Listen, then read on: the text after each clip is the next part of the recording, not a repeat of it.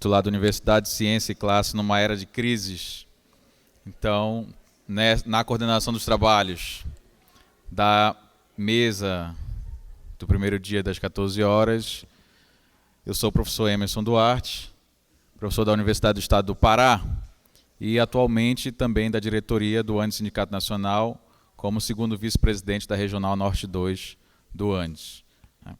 Para debater aqui junto com a gente no seminário, no tema da mesa 2, Orçamento Público e Financiamento da Educação Superior, a gente convida a Maria Lúcia Fatorelli, por favor.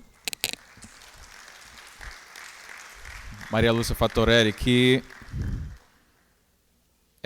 foi auditora fiscal, né, da Receita Federal e atual coordenadora nacional da Auditoria Cidadã da Dívida. Além disso, a Maria Lúcia Fatorelli também já coordenou auditorias, né, de dívida de alguns países aí no mundo e assessorou também a CPI da dívida pública realizada pela Câmara dos Deputados Federais. E, para fechar aqui a nossa mesa, eu convido o professor Otaviano Helene,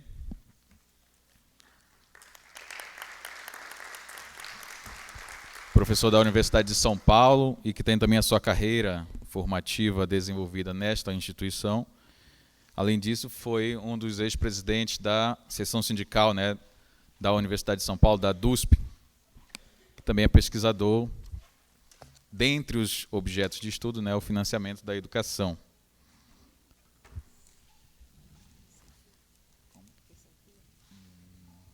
Talvez ali. Medina, microfone sem fio, vê se tu consegue. A gente pode começar por quem? Por quem a gente começa? Se quiser, pode começar. A senhora quer começar? Tanto faz. Se você quiser. Tá, então, certo. Organizado aqui os trabalhos da nossa mesa, nós vamos iniciar. E antes de iniciar, na verdade, dar um pequeno recado para o público presente. Aqui fora está ocorrendo uma feira de artesanatos e são artesãs e artesãos daqui de Brasília que estão apresentando aí a sua produção. Depois de finalizar a mesa, puderem lá fazer o acesso a essa produção desse artesanato, assim como tem a produção de livros, né, dos livreiros que estão sendo expostos aí fora do auditório. Então, para iniciar aqui essa mesa, a gente começa com a Maria Lúcia Fatorelli e deslocamos de 30 a 40 minutos para a sua exposição, ok? E aí eu vou avisando. Tá bom.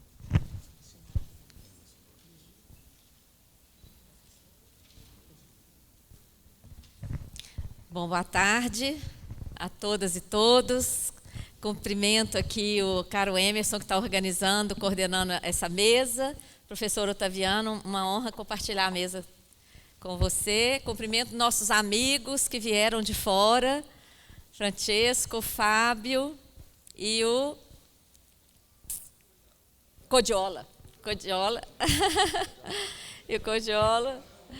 E é porque ele estava de cabeça baixa, sabe? E é uma honra muito grande estar aqui. Cumprimento a todos vocês. É uma honra estar aqui hoje falando para vocês. O tema, né, o orçamento público e financiamento da educação superior, eu gostaria de iniciar falando do sistema da dívida, porque quando a gente analisa o orçamento, daqui a pouco eu vou mostrar a tela também, mas já foi distribuído para vocês o folheto. Quando nós olhamos o orçamento público, a maior fatia é a fatia da dívida pública. E nós, da Auditoria Cidadã, iniciamos essa investigação da dívida pública há quase 20 anos atrás. E nos deparamos com mecanismos que criam dívida pública. Mecanismos que não significam ingresso de recursos públicos. Ou seja, mecanismos segundo os quais o estoque da dívida aumenta, mas o dinheiro não chega no orçamento público. Tá? Então, a partir da comprovação da existência desses mecanismos por meio da auditoria, como é que nós comprovamos? Acessando contratos, acessando os documentos primários, os contratos, os acordos internacionais e nacionais, os refinanciamentos, os dados oficiais, nós comprovamos a existência desses mecanismos. Então, a partir desse momento, nós criamos essa expressão sistema da dívida. Então, o que é o sistema da dívida? É essa geração de dívida sem contrapartida. É a geração de dívida por mecanismos financeiros que não correspondem ao ingresso de recursos nos cofres públicos. Tá? E mais, além de não representar ingresso de recurso nos cofres públicos, ainda representa uma contínua sangria de recursos. Tá? Ele se reproduz internacionalmente. Nós vimos o sistema da dívida, principalmente no Equador e na Grécia, onde foram realizadas auditorias oficiais, mas também em vários outros países. Né? O salvamento bancário na Europa é um exemplo clássico do sistema da dívida. A dívida dos países, o estoque da dívida dos países aumentou e os países não tiveram nenhum benefício de ingresso de recursos para poder investir. Né? E aqui no Brasil, eu acho que é o sistema da dívida mais escandaloso do planeta. Tá? A principal característica do sistema da dívida é a ausência de contrapartida. E o maior beneficiário é o setor financeiro, são os bancos. Tá? Isso se repete também em todos os lugares. Aqui no Brasil, para se sustentar, o sistema da dívida exige continuamente o ajuste fiscal, as privatizações, as contrarreformas, exige uma política monetária suicida pelo Banco Central e contínuos novos mecanismos, como o escândalo da chamada securitização de créditos, tá? Além das benesses tributárias. Com a PEC do teto, depois eu vou falar mais dela, o ajuste fiscal ganhou status constitucional, né, aqui no Brasil. E em relação a essa questão do ajuste fiscal, corta na saúde, corta na educação. Vocês viram o contingenciamento que acabou de acontecer? Reduziu pela metade os recursos da ciência e tecnologia.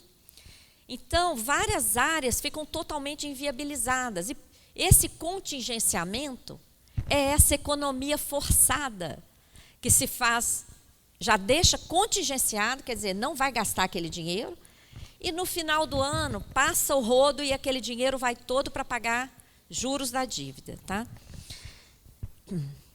O gráfico eu já comentei, vocês estão com ele em mãos, porque acho que daqui talvez não dê para ler, mas se bem que essa tela é muito boa, dá para ler. Todo ano, quase a metade do orçamento federal é destinado a gastos financeiros, com juros e amortizações da dívida pública. Tá? O que entra aí nesse dado é a dívida pública federal, tanto interna como externa. E nós, da Auditoria Cidadã, somamos os juros com amortizações. Eu vou mostrar isso em seguida, por que a gente soma. E é muito importante explicar isso, porque essa é a principal crítica que a Auditoria Cidadã recebe, não só daqueles que têm ódio da gente elucidar através de um gráfico o privilégio da dívida, como também de outros que às vezes não se aprofundam e não sabem que a maior parte dos juros está sendo contabilizada como se fosse amortização. Tá? Eu vou explicar em seguida, mas no gráfico eu queria mostrar, já que nós estamos falando do orçamento da educação, olha aí, ano passado, qual o percentual que foi para a educação, gente? Peguem aí, olhem. Menos de 4%. Olha aí. Né? Isso aí vocês sentem na pele, né? Essa redução. Já foi 4%, já foi 4 e pouco, o que é ínfimo também, agora 3,62%. a saúde também, e a Previdência, que está aí no alvo da contra-reforma, da PEC 6, ainda absorve quase 1/4 do orçamento e atende a cerca de 100 milhões de brasileiros e brasileiras. O alvo da reforma, quando Guedes fala que quer economizar 1 trilhão, o que ele está dizendo? Em 10 anos, 1 trilhão vai deixar de chegar aqui, ó, na Previdência e Assistência Social. E para onde que irá esse 1 trilhão? Depois vocês acessem na página da Auditoria Cidadã um vídeo de 1 minuto, ele mesmo declarando, lá na página da Auditoria Cidadã no Facebook. Ele falou que precisa de 1 trilhão no mínimo para alavancar a capitalização. É para isso, ele termina o vídeo assim, é para isso que a gente precisa de 1 trilhão. Então, está descarado que o sacrifício que está sendo imposto na PEC 6 vai ser todo transferido para os bancos, porque esse sistema de capitalização tem um alto custo de transição. Tá? E isso, gente, tem a ver com o orçamento público, né? Porque vai deixar de chegar aqui esse recurso nas mãos das pessoas, e quando chega nas mãos das pessoas, elas não passam a especular com esse dinheiro. Esse dinheiro que chega em benefícios da Previdência e Assistência Social, chega na mão das pessoas, as pessoas vão à feira, contratam uma faxineira, contratam uma outra pessoa, essa outra pessoa que recebe volta na feira. Toda a economia dos municípios, não é? Mais de 70% dos municípios, a economia é girada por esses benefícios da Seguridade Social. Bom, a questão da contabilização do juro como amortização, como eu falei, é muito importante explicar, especialmente para vocês, não é, nossos mestres, porque a crítica é pesada, cada vez mais pesada em relação a essa questão do gráfico. O que nós descobrimos na época da CPI da dívida? Primeiro, a gente verificou o seguinte: o valor dos juros pagos em cada ano, que está informado lá no CIAF. CIAF é o Sistema de Contabilidade Pública Oficial. Nós verificamos que todo ano, o valor que estava lá no CIAF contabilizado como juros era muito pequeno. Por que a gente fala pequeno? Porque a gente fazia uma conta grosseira, eu chamo, é grosseira mesmo. A gente pegava o estoque da dívida no primeiro dia do ano, desprezava todo o crescimento da dívida naquele ano, pegava o estoque no primeiro dia e multiplicava pela taxa média. Ou seja, isso é uma conta grosseira, é só para ter um parâmetro. Quando comparávamos esse parâmetro com o valor do juro que está lá no CIAF, nós fizemos essa conta pela primeira vez na CPI. Em 2009, a diferença era assim, ó. Essa conta do estoque da dívida vezes a taxa média dava 268 bilhões de reais. Quando a gente foi olhar lá no CIAF, quanto de juros que está aqui? Tinha 108 bilhões. Uma diferença de 108 para 268. Quando eu vi isso, eu falei, bom, eu como auditora, trabalhei na Receita 30 anos, eu falei, aqui tem um erro. Porque se tivesse sido uma diferença pequena, é porque a gente fez uma conta grosseira, de média, com estoque no primeiro dia do ano. Mas uma conta de 108 para 268, tem erro. E aí nós começamos a procurar onde é que estava o erro. E nós descobrimos isso aqui, ó. Vou chegar perto da planilha aqui, que fica mais. Nós descobrimos isso aqui, ó. Todo ano, esse azul aqui é o estoque de títulos da dívida, tá? Aqui dentro tem vários tipos de títulos. Cada título paga um rendimento distinto. Então, se a gente fosse desenhar a figura dos juros, como representar os juros, daria uma figura como essa aqui, ó, tá? Com essas torrezinhas de tamanhos diferentes. Por quê? porque dentro desse estoque tem títulos que remuneram em valores distintos. O que a gente descobriu? Todo ano se faz uma atualização monetária, uma correção monetária paralela de todo o estoque da dívida. Então, eu representei aqui em amarelo, ó. Corrija a dívida. Aí, essa correção é o quê? Correção está dentro do juro nominal. Vocês concordam? Se você compra um título indexado pela Selic, a atualização está lá dentro. Se compra um título indexado IGP mais X, IPCA mais Y, a atualização está sempre dentro do juro, correto? O que a gente descobriu? Depois de feita essa atualização, são emitidos títulos para pagar essa atualização. Então, quem recebe a atualização, vou fazer uma encenação aqui.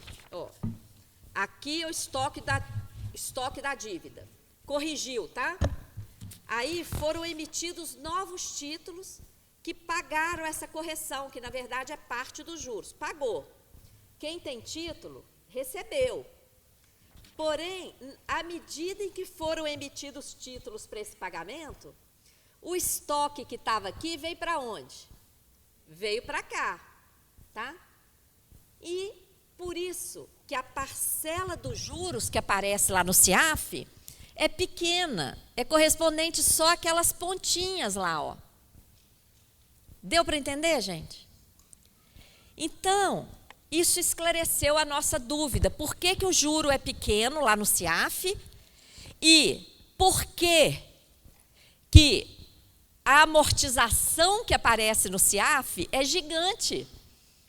Então, aparece lá uma amortização de 600 bilhões e a dívida, em vez de cair 600 bilhões, porque quando a gente amortiza, o que acontece com o estoque da dívida?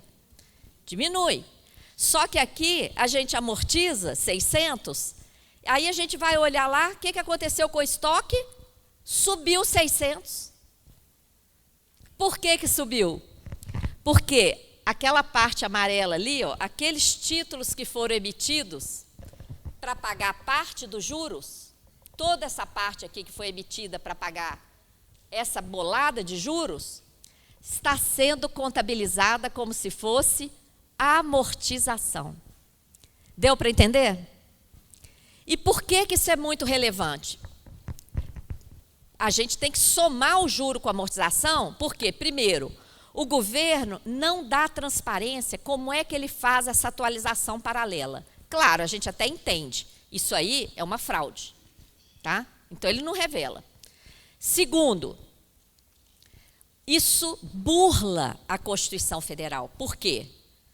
O artigo 167, inciso 3, diz que o limite para emitir título são as despesas de capital. Quais são as despesas de capital? São investimentos ou a amortização da dívida, tá? Então, quais são as outras despesas? Despesas correntes, por exemplo, gasto com a manutenção da universidade, gasto com pagamento de professores, técnicos, etc. Tudo isso é despesa corrente. Gastos com saúde, despesa corrente. E juros. Juros são despesas correntes. Tá? Então, pela Constituição, é proibido emitir título para pagar despesa corrente. E aí a gente vê o privilégio da dívida. Por exemplo, faltou dinheiro para as universidades. Está faltando, não está? O que está acontecendo com os orçamentos das universidades? Corta, corta, corta. Não tem dinheiro, corta. Não tem dinheiro para a saúde, corta. Não tem dinheiro para ciência e tecnologia, corta. Corta tudo. E juro que é despesa corrente? Não tem dinheiro também. Aí o que fazem? Emitem título, paga e contabiliza como se fosse amortização. Deu para entender, gente? Eu fiz questão de dedicar um tempo a isso, porque as críticas que a gente tem recebido, esse gráfico não pode ser considerado. A folha a Folha não, foi o Estadão, chegou a publicar um gráfico desse aqui, sem o gasto da dívida. De tal maneira que a Previdência ocupa 50%. Tá? É ridículo, como se todo título emitido só pudesse ser destinado ao gasto financeiro, como se não fosse legítima contratação de dívida para investir em universidades, para investir na ciência e tecnologia, para investir em coisas que interessam para a população. Tá? Então, é uma mentalidade do privilégio financeiro, mas eu fico muito contente. Olha, essas telas eu estou deixando aqui no computador do evento. A gente vai colocar depois também na página da Auditoria Cidadã. O Andes pode colocar na página do Andes. Vocês podem usar à vontade. O nosso trabalho não tem direito autoral. A gente trabalha para difundir esse conhecimento. E ali tem vários links. Ó. Tem o link do relatório que nós fizemos denunciando isso ao Ministério Público Federal. Nada aconteceu. E o link de uma explicação do gráfico mais fácil que vocês podem usar. Bom, estamos aí, né? Num dos países mais ricos do planeta e num cenário de escassez brutal, com uma dívida interna que já supera 5,5 trilhões. A externa pública está em torno de 70 bilhões de dólares, mas a gente usa o dado da externa pública total, que é o dado também que o próprio Banco Central usa, porque envolve a dívida das empresas, que no final das contas o Banco Central é que vai ter responsabilidade de conseguir esses dólares. O orçamento desse ano, que é um orçamento no valor de 3 trilhões 262, reserva 44% para a dívida. Para servidores públicos ativos e aposentados, 350 bilhões. Então, nós estamos sendo aí tratados pela mídia como os responsáveis pelo rombo das contas públicas. É preciso divulgar mais esse dado. Onde é que está o rombo? O gasto financeiro é 4 vezes, mais de 4 vezes o gasto com todos os servidores públicos ativos e aposentados. O gasto com a Previdência Social é menos da metade. E olha aí o Brasil amarrado, apenas 36 bilhões. O que fez a dívida crescer foram os mecanismos que alimentam o sistema da dívida. Olha esse dado, de 1995 a 2015, nós produzimos 1 trilhão de superávit primário. O que quer dizer isso? Tudo que nós arrecadamos de tributo, que são as receitas primárias, menos as despesas primárias. Quais são as despesas primárias? Despesas com todos os poderes, executivo, legislativo, judiciário, Ministério Público e todos os serviços prestados à população. Educação, saúde, previdência, assistência, etc. Então, tudo isso é despesa primária. Fica fora da primária só a despesa financeira com a dívida, tá? Basicamente. Então, durante esses 20 anos aí, o que nós arrecadamos de tributos superou em 1 trilhão tudo que gastamos nas despesas primárias. 1 trilhão. E o que aconteceu com a dívida nesse período?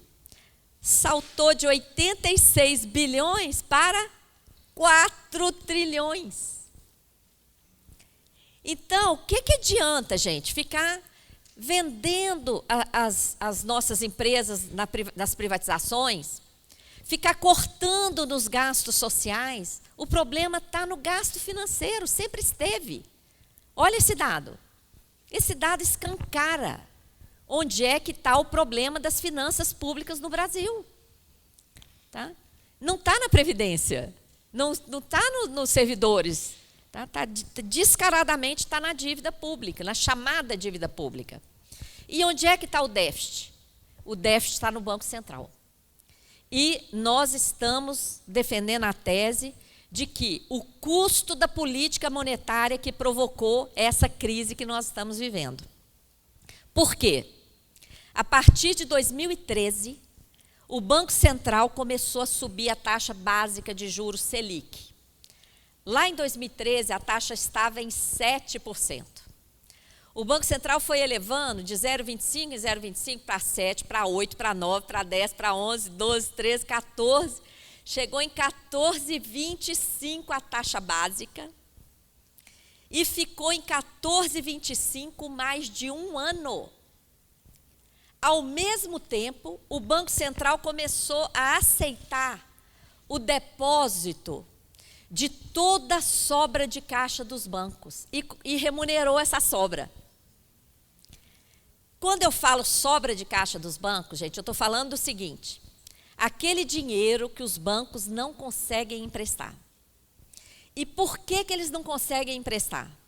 Porque eles querem juros de 200% ao ano para cima. Então, empresa nenhuma tem coragem de pegar esse juro e quem precisa e entra, acaba quebrando, porque não dá conta, não tem retorno para cobrir o custo financeiro de um empréstimo bancário.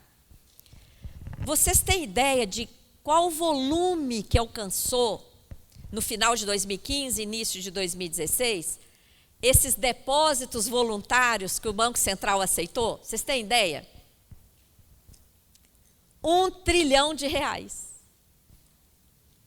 em janeiro de 2016. Final de 2015 já estava chegando aí, já estava 900, 2015 já chegou nos 900 bilhões. Imagina o que isso provocou na economia. Olha só, não precisa ser economista para entender isso, não. Com aquela taxa básica de juro em 14,25, a básica, quando o mundo inteiro estava praticando taxa de juros zero ou negativa, o que os bancos fizeram? Jogaram todo o seu dinheiro no Banco Central. O Banco Central não estabeleceu limite nenhum, pelo contrário, aceitou à vontade R$1 trilhão lá.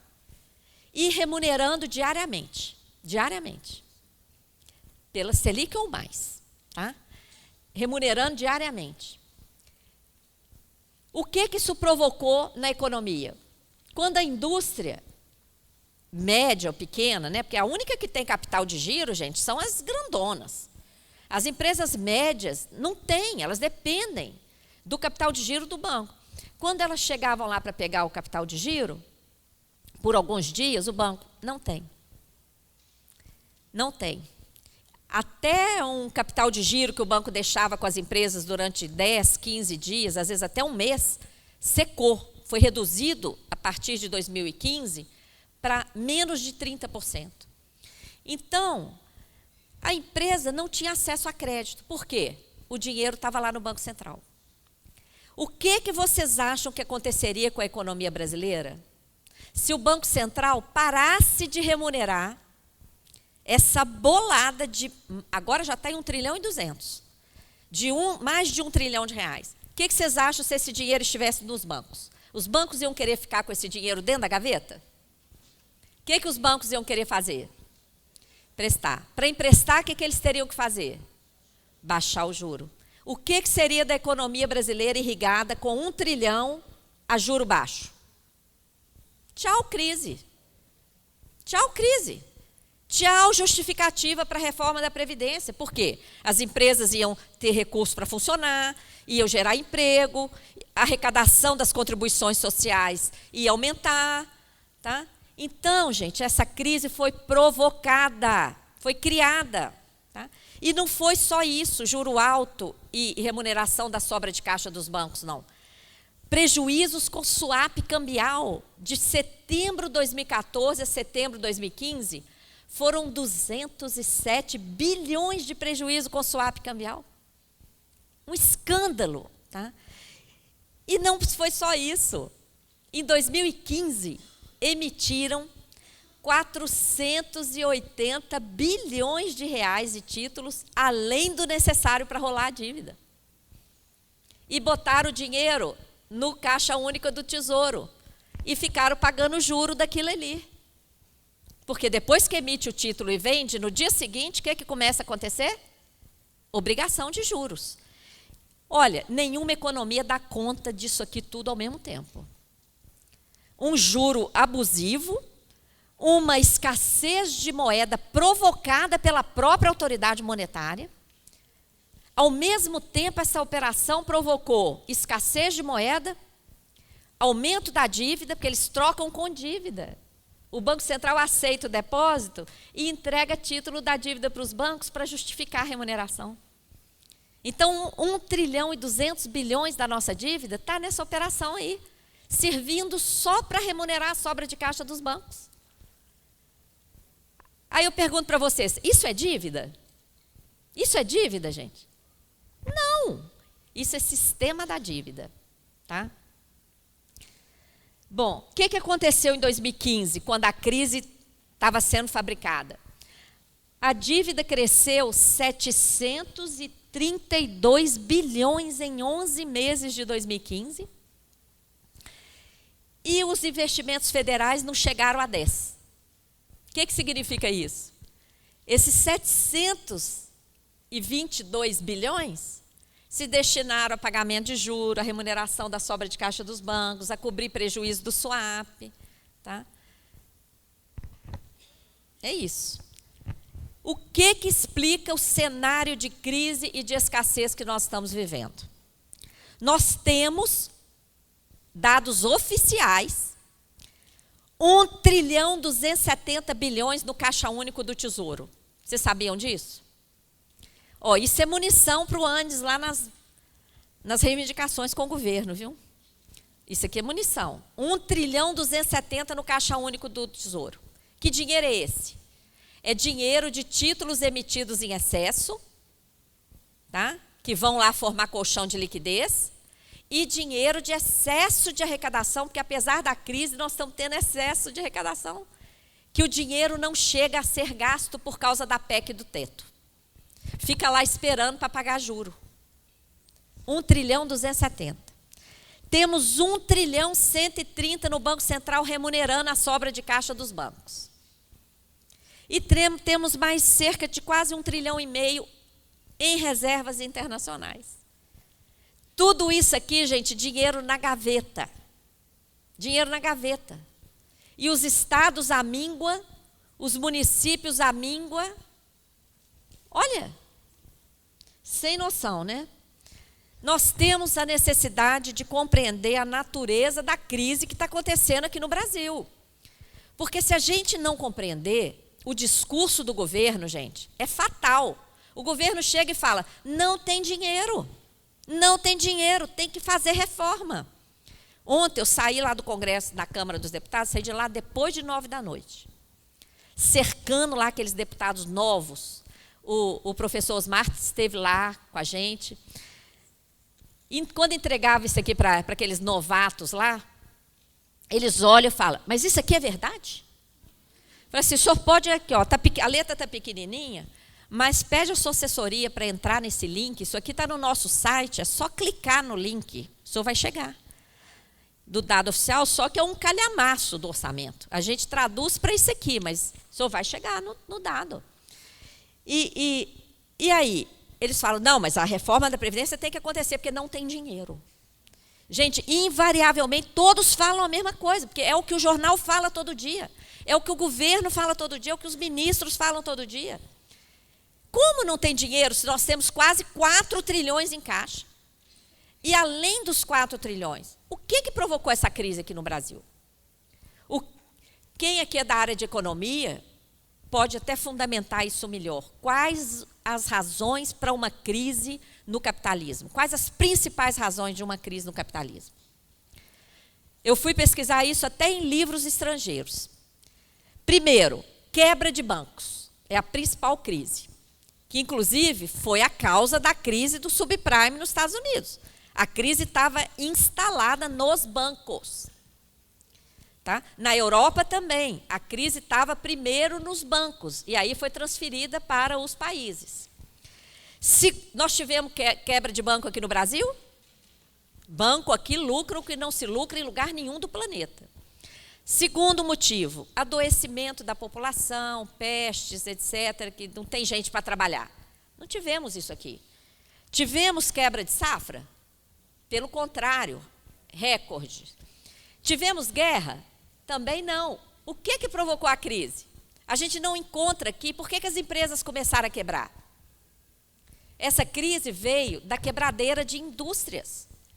Começou com a quebradeira de indústrias, por causa do custo, gente, porque indústria, para funcionar, tem que ter dinheiro para comprar matéria-prima, para comprar máquina, para investir em pessoal, em tecnologia, em galpão, etc., até que produz, distribui, vende e recebe.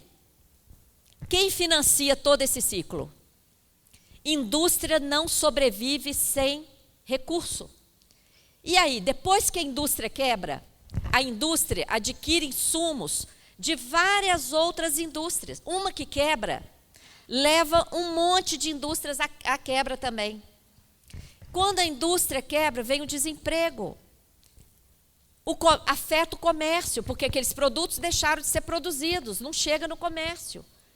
Então, tudo decorre desse desajuste financeiro, tá? E mais, olha aqui, o que explica que em plena crise, enquanto tivemos queda do PIB, olha bem, o PIB caiu mais de 7% em 2 anos. Num país riquíssimo como o Brasil, mais de 7% em 2 anos, quebra de indústria, quebra de comércio, desemprego recorde. O que aconteceu com os bancos em 2015? O lucro 20% superior ao que eles tinham em 2014, tiveram em 2014. O lucro dos bancos chegou a 96 bilhões em 2015. E eles ainda fizeram uma reserva exagerada de 187 bilhões, ou seja, o lucro mesmo foi de quase 300 bilhões. Mais de 3 orçamentos anuais da educação, gente. Em lucro de 10 bancos. Banco produz riqueza, minha gente? Banco produz riqueza? De onde veio esse lucro deles? Não foi só dos spreads, não, porque eles estão emprestando muito pouco, o dinheiro deles está no Banco Central. Esse lucro dos bancos, gente, veio dos mecanismos que geram dívida para a gente pagar e o dinheiro vaza para o mercado financeiro. Tá? Então, fazendo uma análise sistêmica de tudo isso que eu falei até agora, a crise foi fabricada pelas taxas de juros mais altas do mundo, pela redução da base monetária com a operação compromissada, com o escândalo do swap cambial produzindo prejuízo de 200 bilhões em um ano, com os prejuízos do Banco Central operacionais. O prejuízo do Banco Central em 2016 foi 268 bilhões de reais. Vocês viram isso em algum jornal? Não, não sai. Tá? Então, e o excesso de emissão de títulos para fazer colchão de liquidez. Com a crise fabricada, olha as medidas adotadas para contornar a crise. A primeira delas, PEC do teto, que estabeleceu teto de gastos para todas as despesas primárias e deixou fora do teto o gasto financeiro com a dívida. Todo mundo aqui já sabe disso, não sabe? Alguém não sabia que a dívida ficou fora do PEC do teto? Todo mundo aqui já sabe. Tá? Então, a emenda do teto, está por trás disso as contrarreformas, as privatizações, o esquema da securitização. A emenda do teto, todo mundo sabe, estabeleceu, foi a principal restrição que inclusive está amarrando os gastos da saúde e da educação. As despesas financeiras ficaram fora. Na época da tramitação, a Auditoria Cidadã apresentou denúncia ao Senado Federal do que isso ia representar e do escândalo da dívida ter ficado fora. Tá? Nós fizemos até uma mobilização lá, tinha inclusive pessoas do ANDES lá com a gente, tinha uma professora que está aqui hoje, cadê?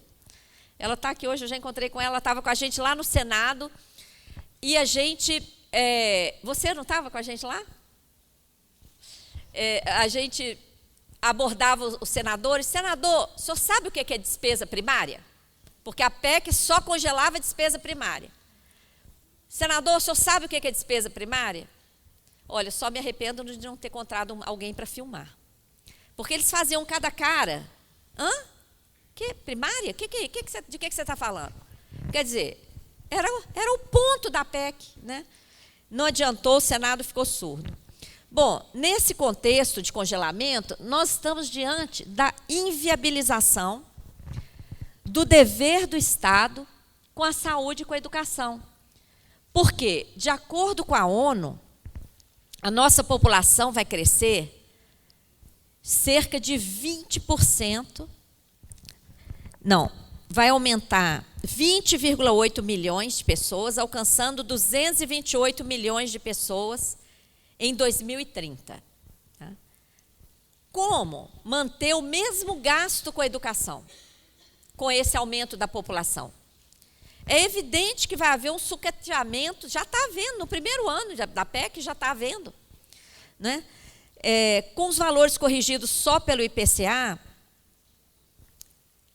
esse investimento fica inviabilizado. O maior problema da PEC é que ela transformou aquela garantia de piso mínimo que nós tínhamos na nossa Constituição em teto.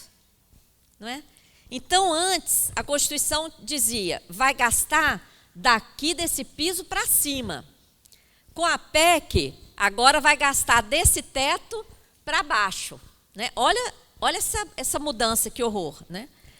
E nos próximos 20 anos, o orçamento real da arrecadação, decorrente do crescimento econômico no período, será destinado exclusivamente para gastos com a questionável dívida pública, enquanto a destinação dos recursos para as áreas sociais não poderá ultrapassar o teto. Né? Então, a área da saúde, as áreas da saúde e da educação são as mais atingidas, e a gente vê aí uma violação direta dos direitos humanos fundamentais, porque desconsidera o aumento da população e as carências. Né? Já vou saltar algumas telas aqui, gente, para chegar para encerrar no tempo. O rombo das contas públicas não está nos gastos com pessoal. Nós fizemos ali a evolução de 10 anos de gastos com pessoal, com previdência social e com dívida. Olha só, o gasto com pessoal é a linha verde. Ela sobe uma rampa suave. O gasto com previdência está um pouco mais íngreme, porque, diante da ameaça de reforma, muita gente acelerou e correu para se aposentar. Agora, qual o gasto que vocês estão vendo ali que está totalmente indisciplinado, dando pulos de um ano para o outro? É o gasto financeiro com a chamada dívida. Tá? Nesse cenário de escassez, aquela operação que eu falei, compromissada, que a remuneração diária da sobra de caixa dos bancos, consumiu 754 bilhões de reais nos últimos 10 anos, segundo balanços do Banco Central. Se corrigirmos esse valor aqui, a gente chega perto do trilhão que o Guedes quer, porque esse 754 é valor histórico que está lá nos balanços. Tá? Aqui tudo isso está explicado. O grande capital já não quer mais apenas os juros e esses mecanismos fraudulentos. Ele quer ir além com a tal da securitização de créditos. Que esse aqui vai afetar muito a educação, aqueles percentuais que a educação tem direito, percentuais mínimos do orçamento para a educação, vão ficar afetados. Porque o que esse esquema faz? Os créditos tributários pagos pelos contribuintes chegam à rede bancária, mas não chegam totalmente aos cofres públicos. Tem uma trava bancária ali no meio do caminho que desvia recurso durante o percurso pela rede bancária. Vocês estão visualizando aquilo ali?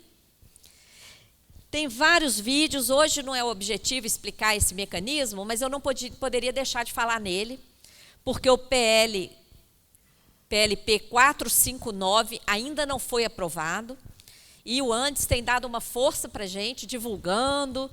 O professor Osmar tem estado com a gente lá nas panfletagens, na abordagem lá dos deputados, e outros também colaboradores. Esse esquema é a coisa mais infame, gente. Nós estamos privatizando Petrobras, Eletrobras, Casa da Moeda, etc. E esse esquema cria novas empresas estatais para operar esquema fraudulento. Empresas estatais que estão servindo de fachada para contratação ilegal de dívida pública. E essa dívida pública é paga por fora, com recursos desviados durante o percurso dos recursos pela rede bancária. Tá? Nesse contexto de crise fabricada, Bolsonaro traz aí a reforma da Previdência, que não é o objetivo aqui da minha fala, mas eu deixei aqui algumas telas que eu já tenho preparadas, vários artigos, e depois, se vocês quiserem, a gente entra nisso aqui.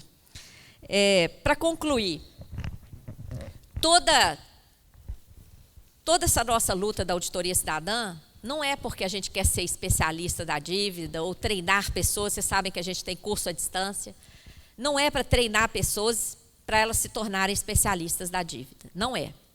É porque esse sistema da dívida, gente, tem sido um dos principais responsáveis pelo cenário de escassez aqui no Brasil. Tá? O Brasil é uma das maiores economias do mundo, porém, temos a pior distribuição de renda do planeta e o 79º IDH, segundo o IDH medido pela ONU. Né? Isso é inaceitável porque a nossa realidade é de abundância em todos os sentidos. Esse cenário de escassez é produzido, tá? É produzido por essas políticas erradas. E se a gente acredita o seguinte, que se houver uma conscientização efetiva da população, a gente pode mudar esse cenário. Eu gosto de usar essas palavras cenário e realidade, porque cenário, se a gente quiser mesmo, o que a gente faz com ele? Muda, arranca e joga fora. Né? Então, deixo aí essa mensagem, né, que é urgente sairmos do cenário de escassez, que não é acaso, ele é produzido por esse modelo econômico aqui. Estratégias de ação. Primeiro, conhecer essa realidade. Se as pessoas não souberem o que é política monetária e como é que a política monetária está sendo aplicada no Brasil, o que é o sistema da dívida, como que o modelo tributário está todo invertido, elas vão ficar acreditando, os parlamentares lá estão acreditando. O problema, não tem dinheiro, não tem jeito. Tem, o problema é esse aqui, ó, não é a Previdência, o problema é isso aqui. É política monetária, modelo tributário e sistema da dívida. Então, nós precisamos criar uma grande mobilização, partir para ações concretas. Tá? Nesse sentido, estamos juntos com o Andes. Obrigada.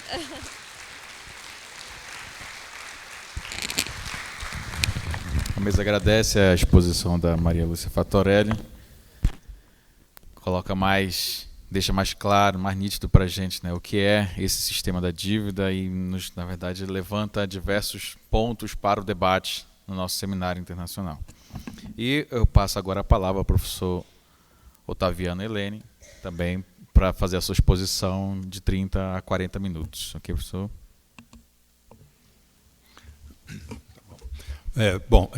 Boa tarde à mesa, a todo mundo, e obrigado do convite para participar dessa atividade. Né?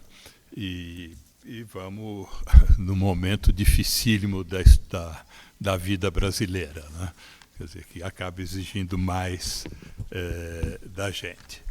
Eu vou fazer uma abordagem da questão do financiamento da educação e vincular essa questão com a questão da formação dos recursos públicos no Brasil.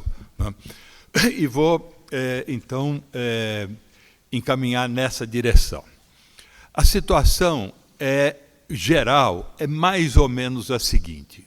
Vários de nós já trabalharam e moraram no exterior e sabem que os países europeus, a situação ou mesmo nos Estados Unidos, não tanto, mas certamente no Canadá e certamente na Europa, a presença do setor público é muito grande, né, na vida do dia a dia. O sistema de saúde funciona, o sistema de educação funciona, os transportes funcionam, há programas habitacionais, infraestrutura também funciona, etc. Tem todos os problemas que os sistemas capitalistas têm, né? Mas, de qualquer forma, é uma realidade muito diferente da nossa.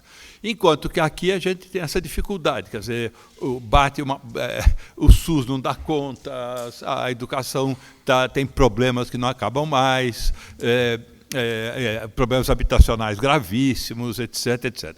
Por quê? Bom, existe uma grande razão, né, desse porquê, né? A grande razão é simplesmente o tamanho do orçamento público nos vários países, né? Nos países europeus, grosso modo, o orçamento público, os gastos públicos totais do país, do governo central, de governos locais, mais gastos municipais, eles são da ordem e superam os 50% do PIB. Quer dizer, mais que a metade da economia desses países, de cada um desses países, é administrado pelo governo. Né? Então, por governos, não necessariamente pelo governo central, mas por municípios, departamentos, estados, quando tem estado, né? e tudo mais. Né? Bom, então, a situação é mais ou menos essa. Os países onde o setor público funciona adequadamente, os gastos públicos com educação, saúde, infraestrutura, segurança, etc., etc., né, são da ordem ou superiores a 50% do PIB. O Tratado de Maastricht, que é o Tratado da Comunidade Europeia, ele combinou de que os países iriam convergir para um valor de 50% do PIB. Então, na época, tinha alguns países que chegavam a gastar muito mais que 50% do PIB. Né? E ainda continuam, né? Que é mais ou menos Dinamarca, Finlândia, não sei mais que países gastam nessa... Noruega também, né? Esses países gastam bem mais de 50% do PIB, e o acordado era ir para 50% do PIB. Né?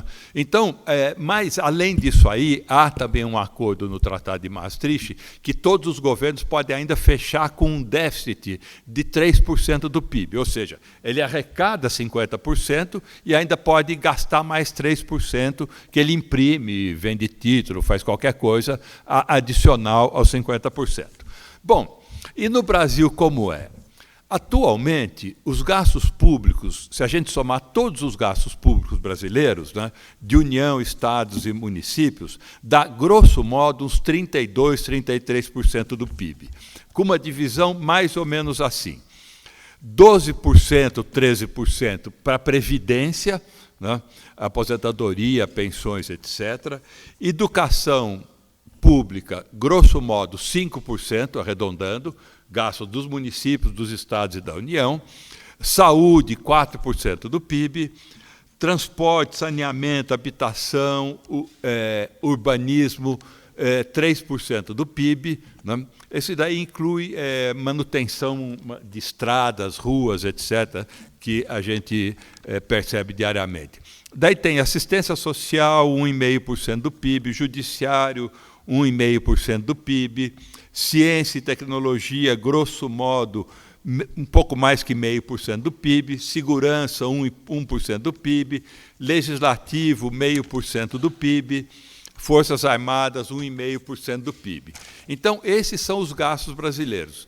Então, repetindo, por exemplo, na educação, que é o nosso setor, né, grosso modo é 5% do PIB. Na Previdência, em números redondos, é 12% ou 13% do PIB, né, que é um tema que está agora em discussão. E na saúde, 4% do PIB e os outros números. Somando tudo isso aí, os gastos totais são da ordem de 30 e pouquinhos por cento do PIB. Ora, é óbvio que com 30 e poucos por cento do PIB é impossível oferecer saúde, educação, manutenção, infraestrutura, justiça, segurança, etc., na quantidade necessária. É óbvio, é impossível. Né? A hora que nós, da educação, mantemos lá os 12% ou 13% do PIB da Previdência, colocamos os nossos sonhados 10% do PIB para a educação.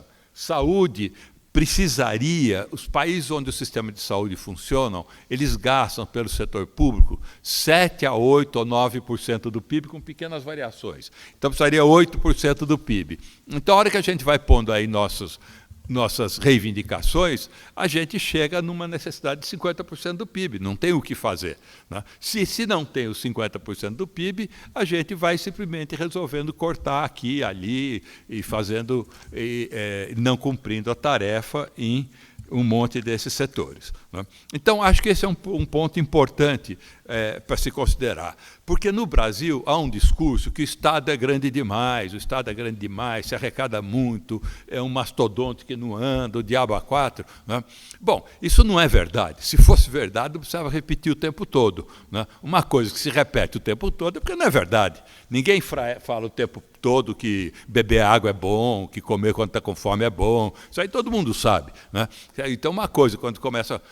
Todo lugar está escrito, beba tal refrigerante porque ele é gostoso, beba tal refrigerante porque ele é gostoso, etc. Desconfia, porque ele não é gostoso. Se ele fosse gostoso, não precisava ficar pondo isso aí em todo lugar, né? Então, acho que o problema básico da situação é o seguinte: o setor público brasileiro, em geral, municípios, estados e União, gastam muito menos do que deveriam gastar, né, se quisesse responder adequadamente a todas essas coisas básicas, que são previdência, saúde, educação, etc. Né? Então, esse é um ponto importante, né? Eu queria também adicionar aqui a seguinte questão. O que eu acho que está em disputa, assim, macro disputa aí, não é além da disputa local, quer dizer, o sintoma local é a questão da mudança da legislação trabalhista que foi feita agora, 1 ou 2 anos atrás, né? No momento é a questão da Previdência, que também já teve em discussão, né, e não passou, agora eu espero que não passe de novo, né, mas uma coisa de discussão, né?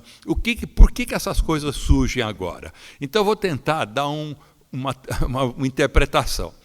Quando acabou a ditadura, os gastos públicos totais no Brasil, se você somasse gastos da União, dos estados e dos municípios, dava da ordem de 20 e poucos % do PIB. Acho que era 22%, 23% do PIB. Então, quem tem cabelo branco, estou vendo um monte de gente aqui de cabelo branco, lembra que naquela época, acabar o ensino médio, que hoje ainda é muito ruim no Brasil, hoje pouco mais que a metade dos jovens acabam o ensino médio no Brasil, o que é uma calamidade. Está muito aquém de vários países aqui da América do Sul, tipo 3 ou 4, que atualmente acho que é Uruguai, Argentina, Venezuela e Chile, que tem um patamar, apesar das crises da Venezuela, um patamar bem acima do brasileiro, né? Em alguns desses países o ensino médio já está universalizado, né? Mas voltando à questão, hoje então os jovens, metade dos jovens, um pouco mais, talvez 55%, 60% dos jovens, acabam concluindo o ensino médio, né? Quando nós que tem cabelo branco ou que não tem cabelo e gostariam de ter cabelo branco, né? Porque tem dois, o que tem cabelo branco e o que gostaria de ter cabelo branco, né? Naquela época, acho que a percentual de pessoas que acabavam o ensino médio era tipo 10 ou 20%. Era uma coisa que a gente até desacostumou com a ideia. Naquela época, lembram, tinha o tal do exame de admissão no ginásio. Então, muita gente batia dos 4 anos primários, tinha uma barreira a transpor, era uma barreira que exigia um esforço familiar, um esforço da criança, né? E ele desistia, né? Então, mesmo o ensino fundamental, a 4ª série era a regra, as pessoas abandonavam a escola com a 4ª série. Então, a gente conversa hoje com pessoas que não fazem do nosso meio, porque são pessoas pessoas de cabelo branco, de um setor mais pobre, mais simples, mais afastado dos grandes centros, eles basicamente não acabaram, o 4º ano primário e acabou, né? Bom, porque naquela época, voltando, até 1980 e poucos,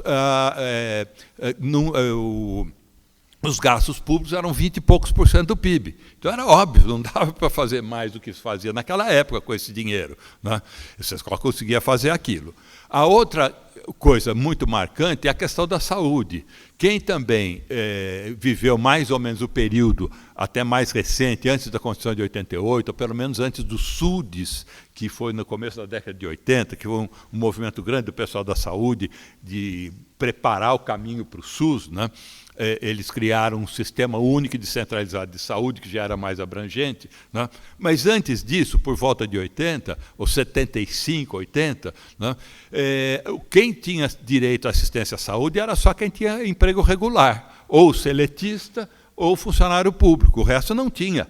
E aí é metade da população. Então, metade da população, ou mais, né, não sei qual era a porcentagem da época, que ou não tinha emprego, ou tinha emprego informal, ou era autônomo informal, né, eles simplesmente não tinham assistência à saúde. Não, nenhuma. Não é que entrava na fila do INSS, não tinha nenhuma. Né.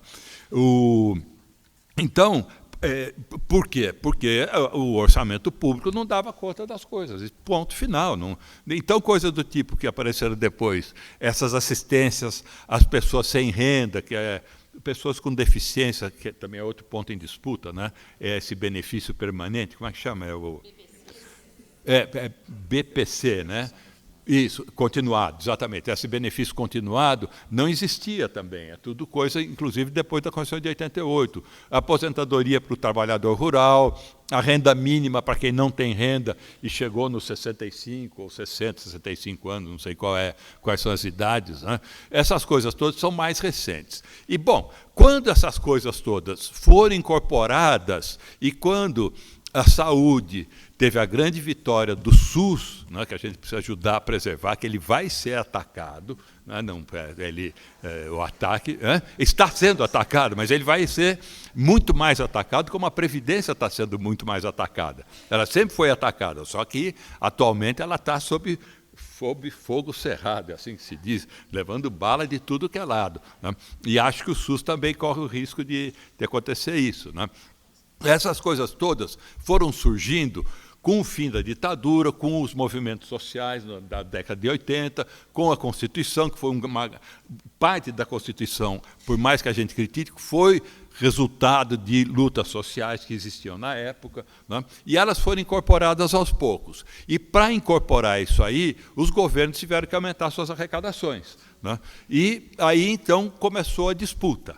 Houve um aumento de arrecadação, acho que aí eu não sei exatamente, mas me parece que principalmente o CSLL e o COFINS foram os principais, né, que puxaram os gastos, a arrecadação pública, os gastos públicos, daqueles 20 e poucos % do final da ditadura anterior, né,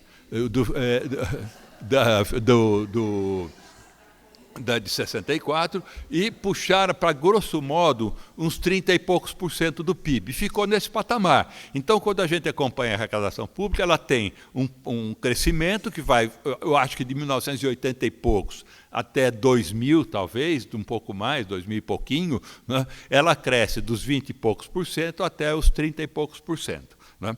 E essa é a situação. Bom, com 30 e poucos % é só uma questão de fazer a conta. Pega o percentual do PIB que um país europeu gasta com previdência, com educação, com saúde, com justiça, segurança, assistência social. Assistência social nos países europeus é enorme, não é uma Bolsa Família, é muito, muito mais do que isso. Né? Pega todos esses gastos.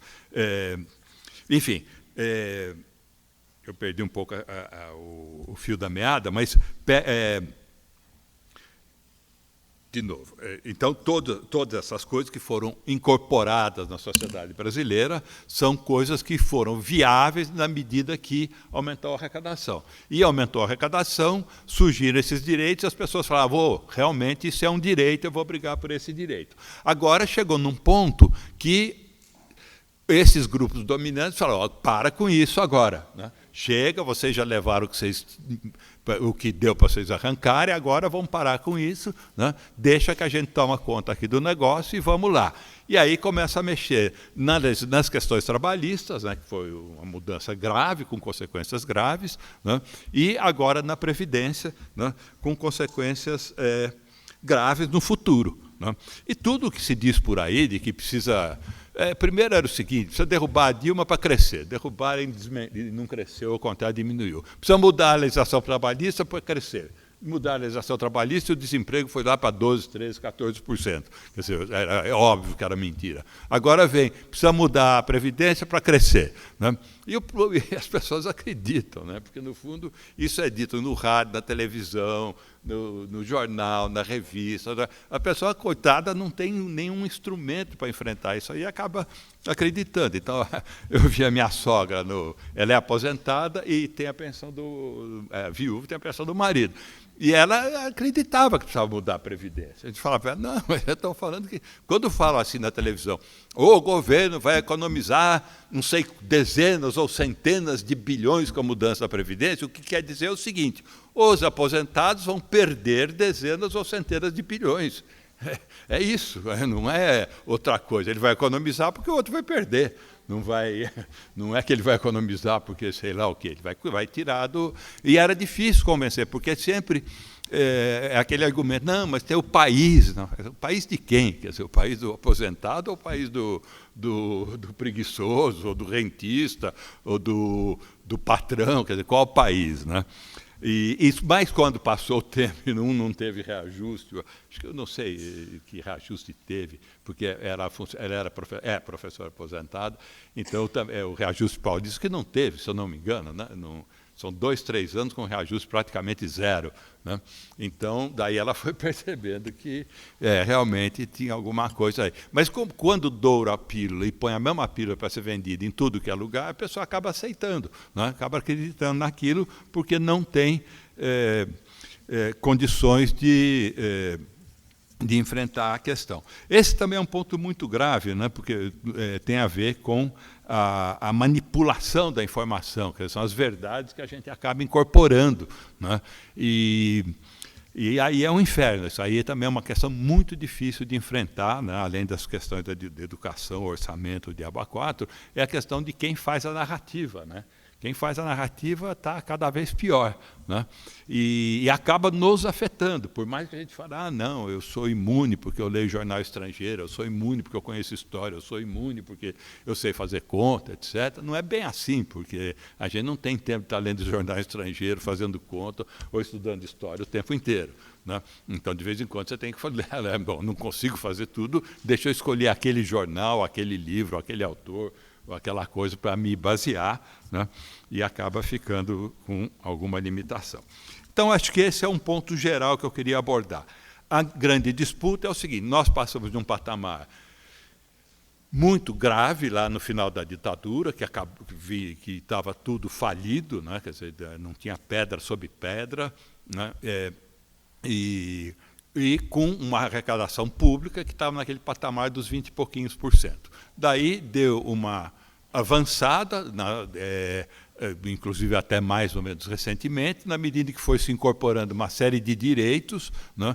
Alguns sistemas foram melhorando, como o sistema de saúde em particular, mas outros também, assistência social, né? E isso foi viabilizado porque a arrecadação pública total chegou a alguma coisa na casa dos 30 e poucos % do PIB. Né? Bom, e a educação, como é que ficou nessa história toda?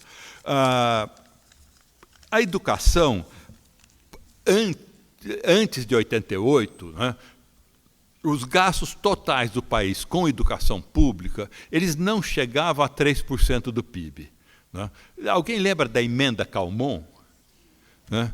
Então, a emenda Calmon foi uma proposta de uma emenda constitucional, eu acho que anterior à Constituição de 88, da década de 80 e pouquinhos, é isso?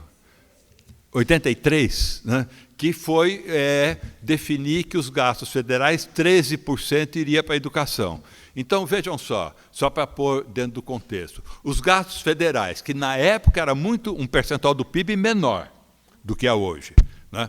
Porque isso foi antes da Constituição de 88, antes das contribuições sociais, antes do aumento da arrecadação. Então, e o percentual, que hoje é 18%, na época era 13%.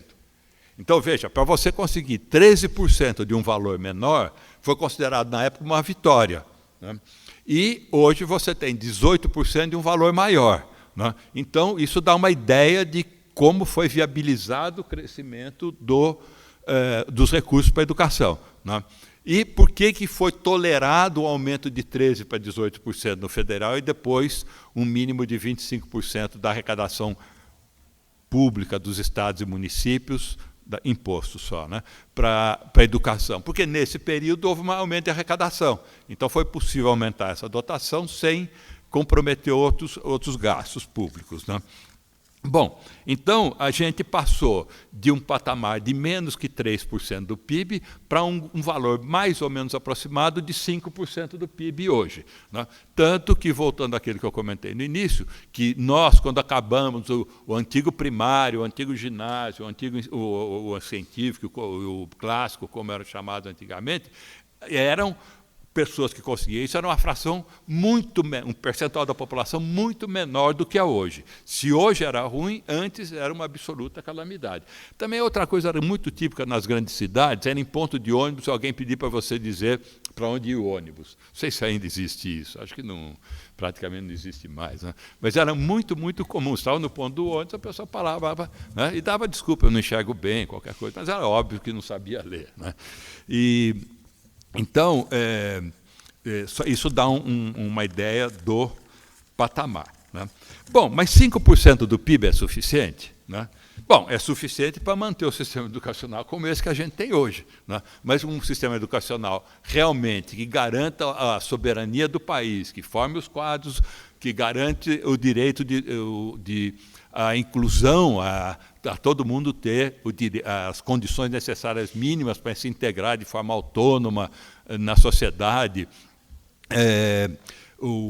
enfim, garantir a todo mundo o direito de cidadania e garantir a formação de quadros necessários para as demandas do país, é óbvio que não, né? Então, de novo, voltando também uma coisa que eu comentei, em relação mesmo aos países da América do Sul, o Brasil é um dos que tem o padrão educacional mais atrasado, né? Porque você fala, mas como atrasado? Você acabou de dizer que melhorou. Sim, mas os outros também melhoraram, e muito mais rapidamente. Então, hoje, a gente está, se a gente levar em conta uma média entre analfabetismo adulto, conclusão do ensino superior, conclusão do ensino fundamental, essas coisas, uma média de tudo isso, a gente acha que é o segundo ou terceiro pior país da América do Sul.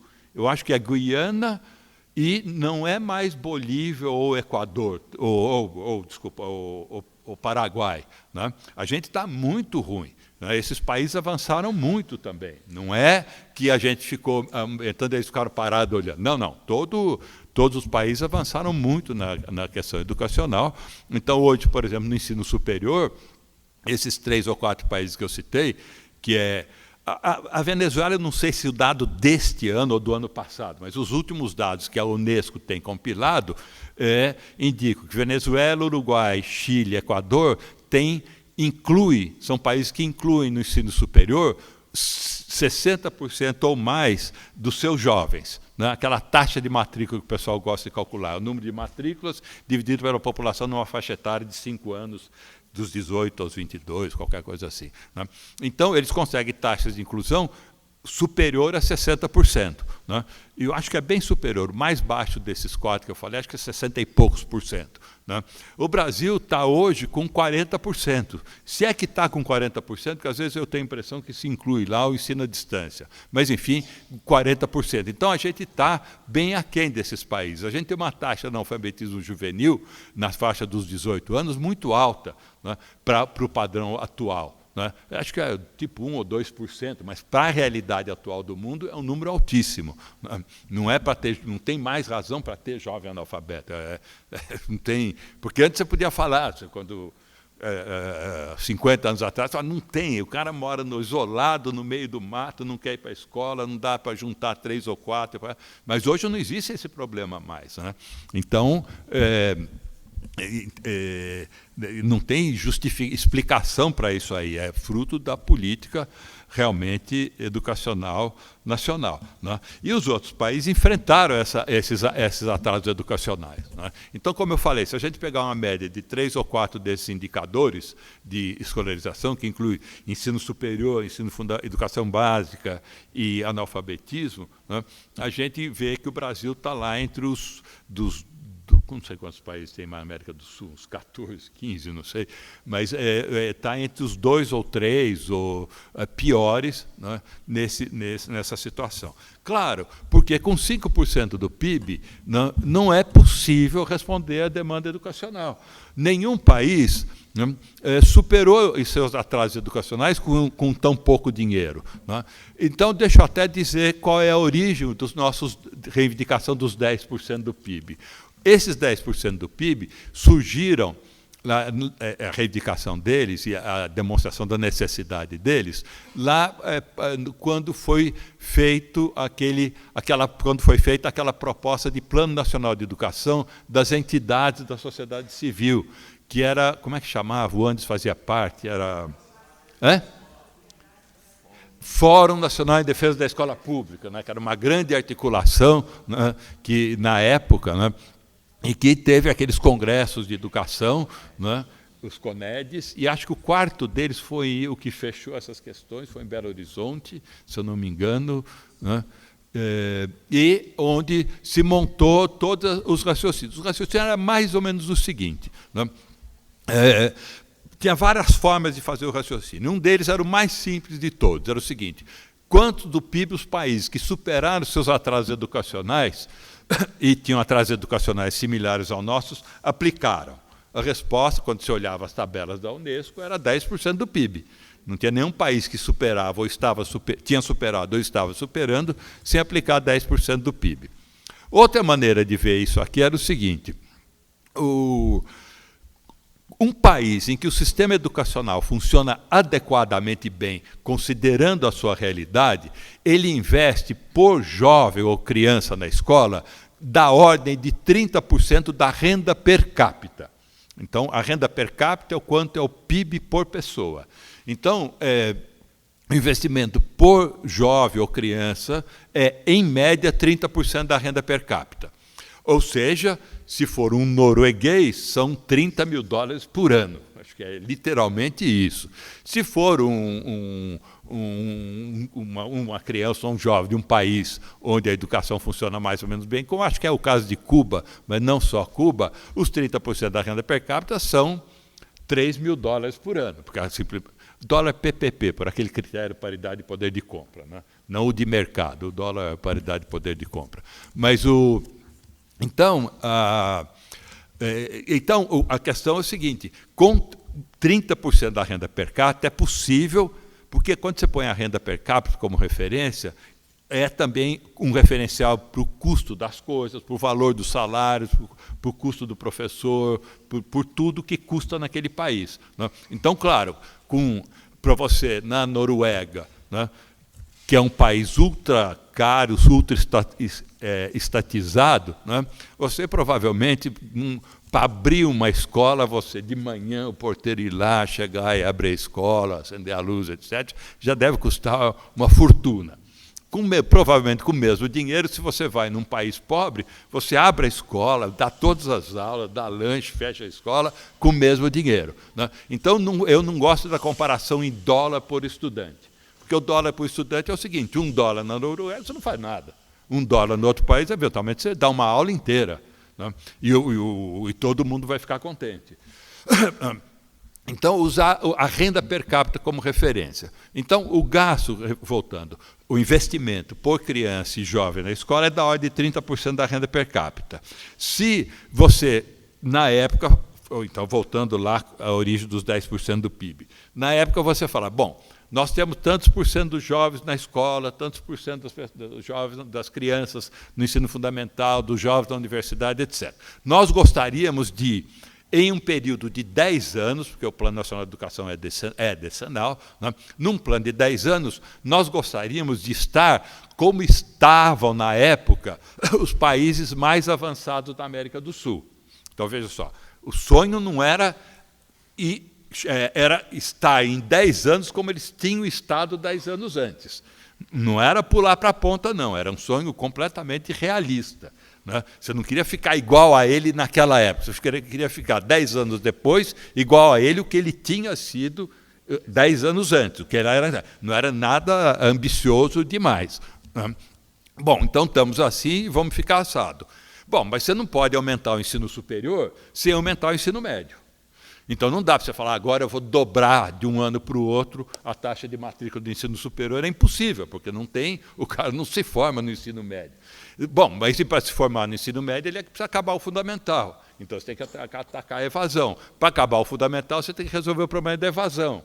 É para o aluno concluir o fundamental, resolver o problema da evasão. Então você começa lá de baixo. Quer dizer, vamos primeiro aumentar, de fato, universalizar a educação fundamental, de tal forma que em 3 ou 4 anos a gente tenha todas as crianças concluindo o ensino fundamental, dali 3 ou 4 anos o ensino médio vai absorver esse crescimento, mais 2, 3, 4 anos, isso vai para o ensino superior e aí a gente atingiria o que aqueles 3 ou 4 países tinham naquela época da feitura do Plano Nacional de Educação. E usava como referência os 30% da renda per capita. Né? Nós precisamos, em média, 30% da renda per capita. Claro que 30% da renda per capita é uma média. Né? Num curso, por exemplo, existem cursos com carga horária muito grande, laboratórios complexos, como os cursos na área de biociências em geral, medicina em particular, que é laboratório com seres vivos, e muitas vezes os seres vivos é uma pessoa. Você não pode pôr 20 alunos num laboratório desses. Né? Então, são cursos mais caros. Então, na média, então você tem uma média e tem uma dispersão. O ensino médio também. O ensino médio técnico pode ser mais caro do que o ensino médio propedêutico, assim que chama. Mesmo o ensino fundamental. O ensino fundamental no município pequeno, você tem que buscar as crianças em vários lugares diferentes, e uma sala você não consegue mais do que 10 ou 15, pode ser mais caro do que o ensino num lugar denso, em que as crianças estão ali do lado da escola, você monta uma sala de aula com 30 alunos. Né? Então, tem toda essa, a gente tem que entender o que é a média, e que essa média tem uma enorme dispersão. Então, daí foi a história dos 10% do PIB. Então, a gente queria sair de uma situação e passar para uma outra situação. Tinha como referência essas questões. Qual situação? Aqueles 3 ou 4 países mais avançados da América do Sul estavam na época. Né? E pular em 10 anos, estarem como eles tinham estado, usando esses referenciais. Né? E aí surgiu a história dos 10% do PIB, né? Que, como todo mundo sabe, né, ele foi vetado de um lado, primeiro pelo Fernando Henrique, depois foi aquele problema do como é que faz a conta dos 10%, daí começaram a dar nó em pingo d'água. Aí o último Plano Nacional de Educação um pouco, não está escrito assim, evidentemente, mas está escrito mais ou menos o seguinte: vai pondo dinheiro, vai pondo número aí até dar 10% do PIB. Né? Quer dizer, começa a contar como gasto com educação, subsídios ao setor privado, gasto público com educação, por exemplo, o subsídio para o setor privado, não desconsidera por exemplo, coisas como o FIES, que não é um gasto, ele paga e volta. Né? Então, é um empréstimo. Né?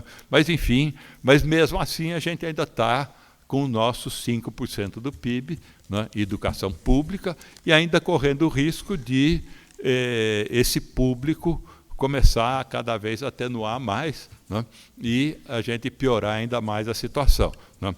Lembrando que, no Estado de São Paulo, nós chegamos a ter um secretário estadual de educação pública que teve a a sinceridade do primeiro dia do mandato, por um artigo dele, na Line, né, um artigo dele na site da Secretaria Estadual de Educação, dizendo que o setor público devia cuidar só de justiça e segurança, né, e o resto, os particulares que se virassem. E ele era o secretário de Educação Pública do Estado de São Paulo.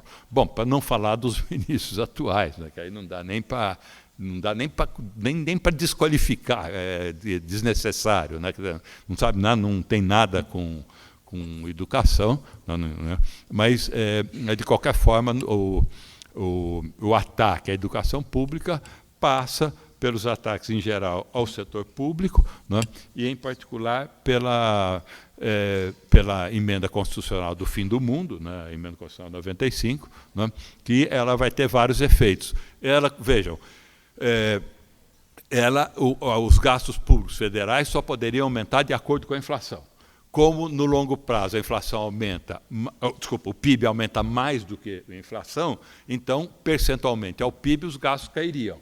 Então, nós passaríamos, por isso que eu comentei no início, a gente estava lá nos 22% do PIB, passamos por uma arrecadação pública de 32%, 33%, 34% do PIB, não sei o valor exato, né? E o movimento é no sentido contrário, reduzir de novo os gastos públicos, né? Certamente não vai chegar nos 22%, 23% do PIB, mas vai cair bastante na medida em que, né, a menos que o PIB não cresça.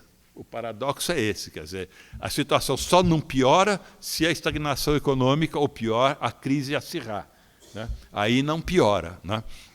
Mas, então, a gente está naquela situação mesmo, como é que é? Se ficar o bicho pega, se ficar o bicho come, se correr o bicho pega. Porque se o PIB voltar a crescer, a percentual do setor público no PIB diminui.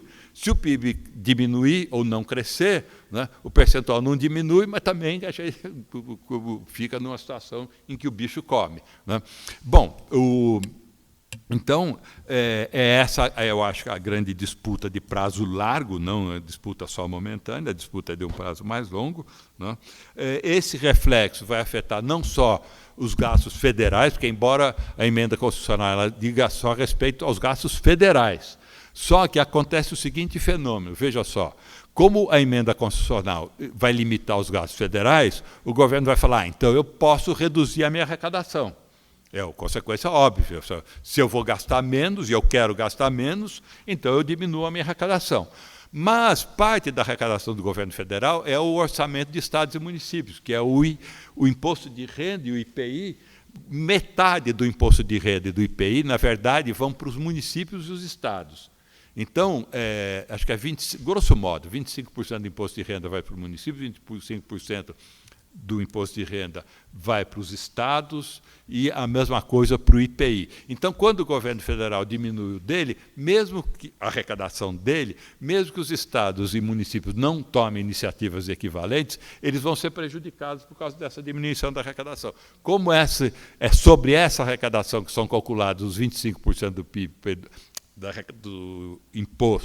dos impostos para a educação, ela vai ser afetada indiretamente. Então, ela vai ser afetada diretamente pelo orçamento federal, diretamente pela redução da participação do setor público no PIB e diretamente, se os estados e municípios tomarem providências equivalentes, ou indiretamente, quando os repasses a estados e municípios forem reduzidos, né? Bom, acho que é essa a situação, né? E vamos para o debate. Obrigado.